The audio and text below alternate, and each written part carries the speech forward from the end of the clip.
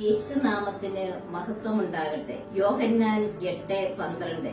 ഞാൻ ലോകത്തിന്റെ പ്രകാശമാണ്. എന്നെ അനുഗമിക്കുന്നവൻ ഒരിക്കലും അന്ധകാരത്തിൽ നടക്കുകയില്ല. അവന് ജീവന്റെ പ്രകാശമുണ്ടായിരിക്കും. ആർക്കെങ്കിലും ദാഹിക്കുന്നെങ്കിൽ അവൻ എന്റെ അടുക്കൽ വന്നു കുടിക്കട്ടെ. എന്നിൽ വിശ്വസിക്കുന്നവന്റെ ഹൃദയത്തിൽ നിന്ന് വിശുദ്ധ ലിഖിതം പ്രസ്താവിക്കുന്നത് പോലെ ജീവജലത്തിന്റെ അരുവികൾ ഒഴുകും. യേശു ഒലിവുമലയിലേക്ക് പോയി. അതിരാവിലെ അവൻ വീണ്ടും ദൈവാലയത്തിലേക്ക് വന്നു. ജനങ്ങളെല്ലാം അവന്റെ അടുക്കലെത്തി. അവൻ ഇരുന്ന് അവരെ പഠിപ്പിച്ചു. അപ്പോൾ വ്യഭിചാരത്തിൽ പിടിക്കപ്പെട്ട ഒരു സ്ത്രീയെ നിയമജ്ഞരും ഫരിസയരും കൂടെ യേശുവിന്റെ അടുത്ത് കൊണ്ടുവന്നു. അവർ അവനോട് പറഞ്ഞു, ഗുരു, ഈ സ്ത്രീ വ്യഭിചാരത്തിൽ പിടിക്കപ്പെട്ടവളാണ്.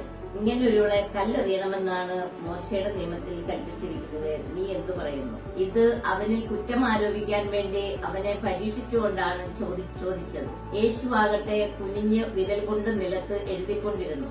അവർ ആവർത്തിച്ച് ചോദിച്ചുകൊണ്ടിരുന്നതിനാൽ അവൻ നിവർന്ന് അവരോട് പറഞ്ഞു, നിങ്ങളിൽ പാപമില്ലാത്തവൻ ആദ്യം അവളെ കല്ലെറിയട്ടെ.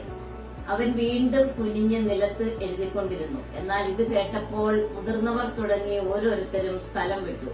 ഒടുവിൽ യേശുവും ആ സ്ത്രീയും മാത്രം ശേഷിച്ചു. യേശു നിവർന്ന് അവളോട് ചോദിച്ചു, സ്ത്രീയെ, അവർ എവിടെ? ആരും നിന്നെ വിധിച്ചില്ലേ? അവൾ പറഞ്ഞു, ഇല്ല കർത്താവേ. യേശു പറഞ്ഞു, ഞാനും നിന്നെ വിധിക്കുന്നില്ല. പോയിക്കൊള്ളുക. ഇനി മേലിൽ പാപം ചെയ്യരുതേ. ഹല്ലേലൂയ. ആമേൻ.